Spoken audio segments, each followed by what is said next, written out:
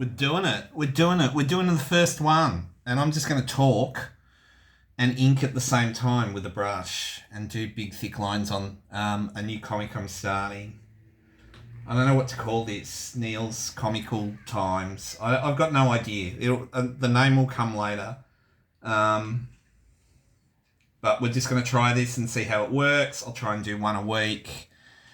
And if it works out, then we will continue. I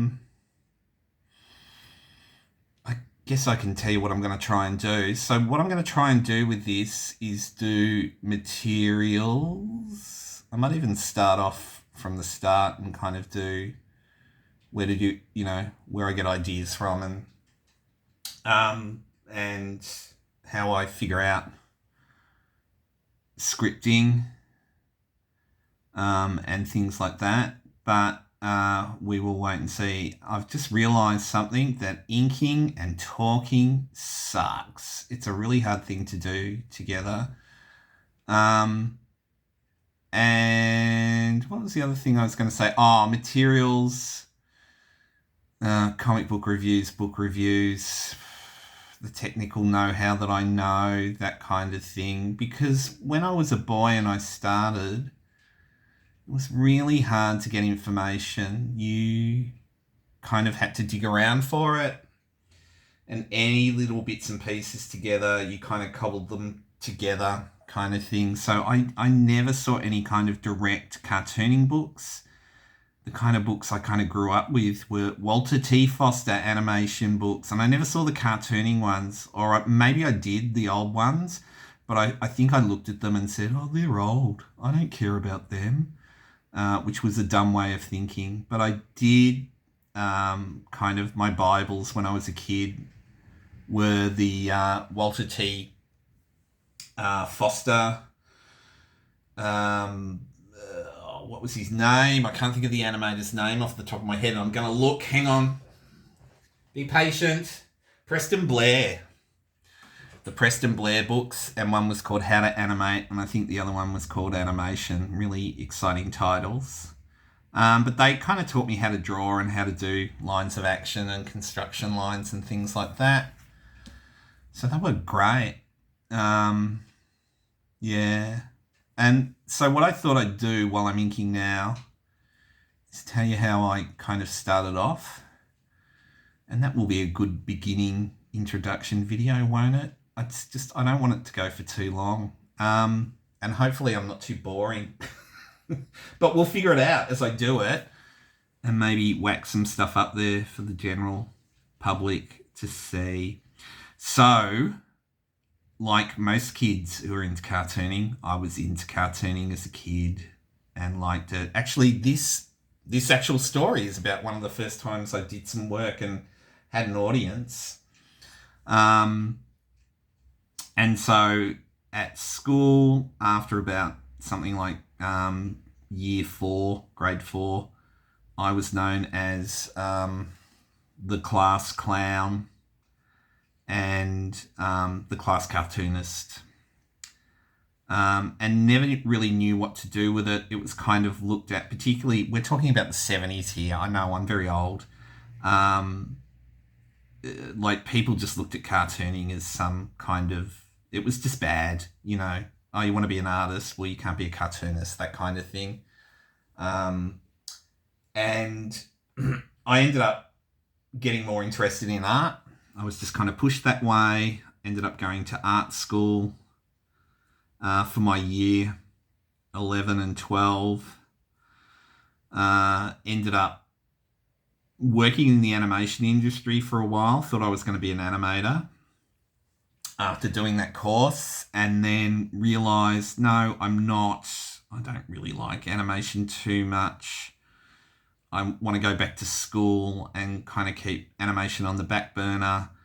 I ended up going to a teachers' college down here in Melbourne called Rusden, and thought I was going to come out of it and do animation. There was Swinburne at the time had, well, it's still kind of going with VCA, a animation masters, and I thought I'd go and do my masters after I'd finished my degree. But after my degree, I'd had enough of school and moved on, and kind of realised too that I didn't want to be an animator, and I thought I've got to do this cartooning thing. So in my final year of Teachers College, I started to make comics, and I'd never kind of really done it before. I'd done storyboards, I'd done animations. I was really much more into comics at this stage, buying a lot of kind of those alternative and indie comics. I was never really into comics as a kid. It was more Mad Magazine for me,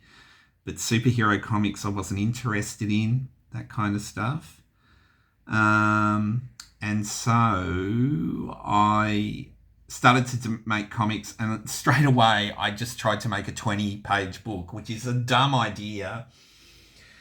If I've got any suggestion for you newbies out there, get a sketchbook, start drawing in your sketchbook, try and think of some ideas as well. Whatever, you might be more into illustration than doing comics, but just experiment with it.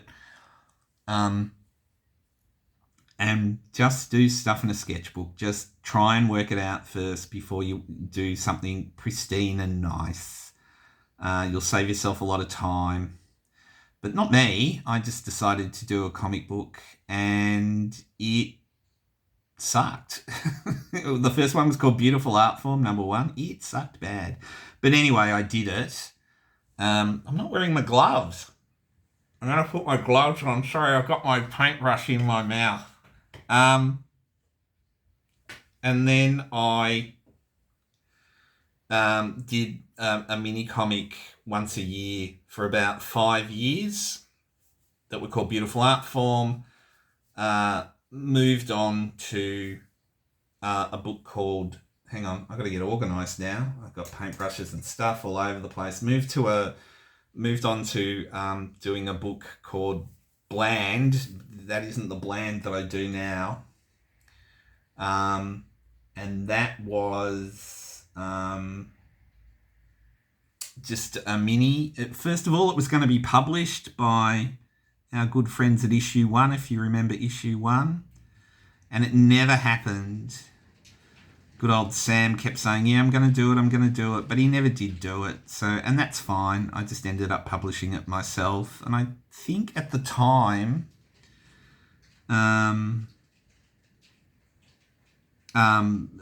Sam was doing the comic book versions of Cyber Swine and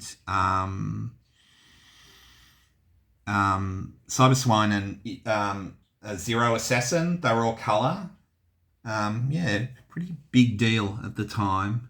And, fed through news agencies. So I think he'd just forgotten about it anyway. So I published it myself, and then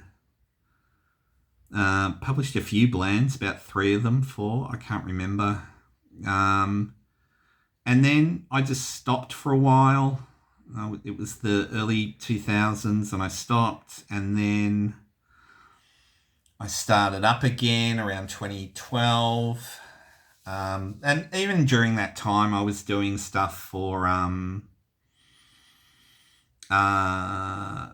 anthologies. I always kept my hand in doing that kind of stuff. And then we kind of end up in the mid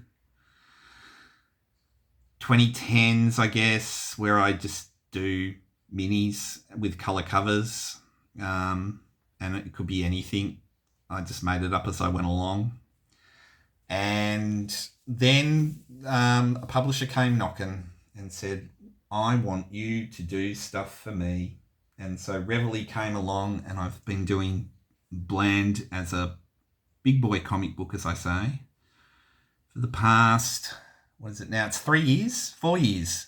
Actually, I think the first one was 22. I think it was. Oh boy, I'm going to have to look it up. I can't even remember. But anyway, that we're up to, this is issue 5 that I'm doing now. And I've also done a kids book because a lot of kids are really attracted to my artwork. And I went, I've got to do something for kids. And I did a book called Business Scope. And we'll see how that goes. I'd like to be able to do both projects at once, but it's a lot of work. Let's see. Something like 48 pages plus a cover a year. That's a lot for me. I'd really like to do some minis as well, but I just don't have time. I've been thinking about doing a comic zine, like a comic about comic books, particularly about undergrounds of the 60s. And when I say that, I mean Australian undergrounds, but they're out there. They're out in our friend the internet. But I don't think there was any kind of comic books produced. It seems all to be tabloid kind of paperwork, those A3 papers that were very big back in the day because we didn't have the internet. And that's the beauty now is we have the internet. I was going to say that with cartooning too. To find the people I wanted to work with took about 5 years.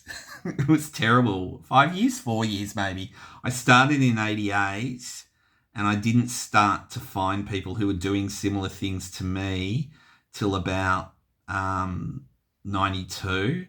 And that was the other thing I was going to add too. The way I got into it as well is I kind of knew that you could make mini comics like zines, but I didn't know how to do it and I didn't understand it completely until I got hold of some. And the ones that I got hold of were the English anthology books, Fast Fictions from the 80s. I see that there's just been a talk involving good old Ed Pinsent, who I met when he came out to Australia. And I think he was he might have been organising I don't think he was the editor of Fast Fictions, but I think he might have been organising the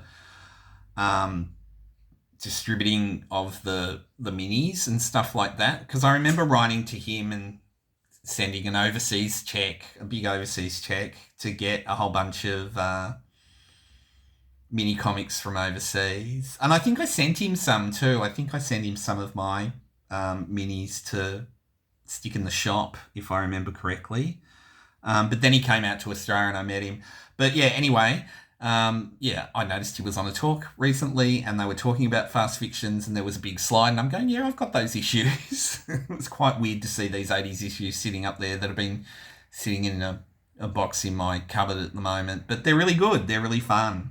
It was a good time to be doing comics and the English were doing great comics as well. You just got to be able to see these things. But now it's a lot easier because I was going to say, if you've got a sketchbook and a phone and you make comics, you can just go to your whatever social media platform you want to go on and just take a photo of your comics and stick them up there. I mean, I know Instagram's the popular one, but I'm starting to get tired of Instagram too with their AI skullduggery, but we'll see how we go. I think I've said enough, don't you? I'm just inking here. It's a long liner. I mean, I brought it from Officeworks. Probably cost me about $6. I try and keep them clean. I've got a bunch of them. The ink is from Daiso, the $2 Japanese shop. You can't get the ink anymore, and I brought probably about 10. I think I've got about 10 bottles left kind of thing because it's such good ink. It's really, really good quality ink. And it was like $2.80 for a 250ml bottle. It's fantastic. And this is just really thick cartridge, which is 220, I think. The MGS, is that right? I think that's what it is. Milligrams. Thickness or millimeter, I don't know. I'll have to look it up what that means. I've got to go into Google. So it's just a thick cartridge paper that kind of holds onto the ink really well. And I just do thick lines with one of these. And then for cross hatching, I've got my pen in my mouth again, but I just use a a mapping quill. So what I think I might do for one of them too is talk about materials. Anyway, the things that I use. But I think I've said enough. You don't want to hear any more of me. I've got to think of a catchphrase to say at the end. Scoobity-dop or whatever. Bye.